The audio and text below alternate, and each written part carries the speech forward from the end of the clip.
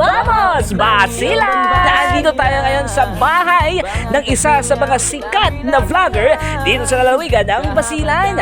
Abay, sino nga bang hindi nakakakilala kay Ate Joan Tuban?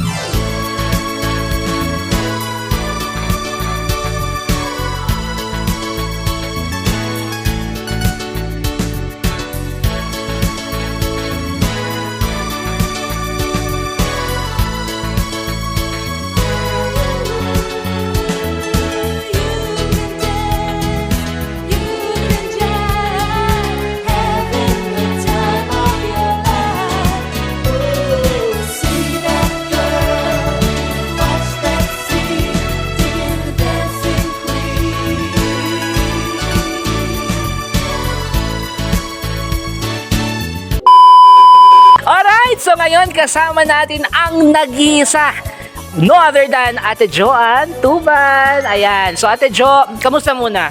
Eto, pretty pa rin.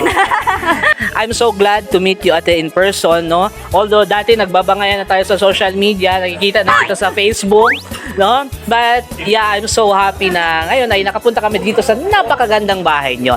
Paano nga ba nag-start ang isang Ate Joan Tuban?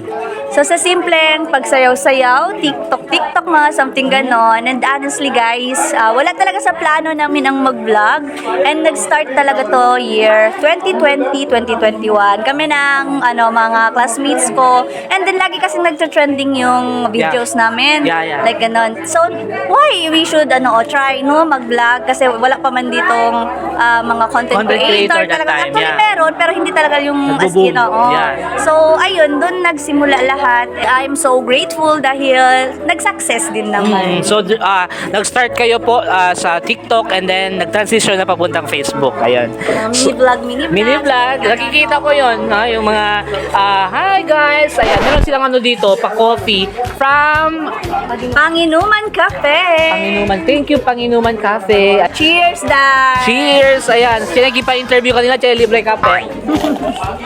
Ano yung feeling na nakaptan mo na yung mga pangarap mo, yung magandang bahay, may mga sasakyan, and nakakaraos na sa buhay dahil dyan sa social media? Na syempre, masaya, and unang-una, nagpapasalamat kay God dahil sa Kanya, wala to lahat. Yeah. Diba? Kasi lahat ng meron tayo sa mundo ay temporary lang yan. Kasi hiram lang yan lahat. At kaya wag natin, wag tayong magbago, wag ibago ang ating pag-uugali dahil anytime pwedeng bawiin ang lahat ng meron tayo ngayon. Amen, Sister Joanne.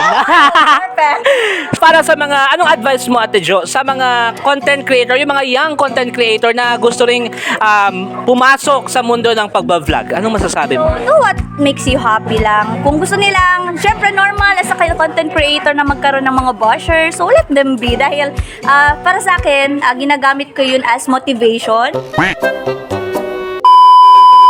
Motivation ko para mas mag-pursue at ko yung mga goals ko sa life. Sila yung ginagawa ko. Kung anong gusto mong gawin, gawin mo. Yeah, true. Thank you, Ate Jo! Samahan mo ako, mag-vamos. Vamos! Basilan!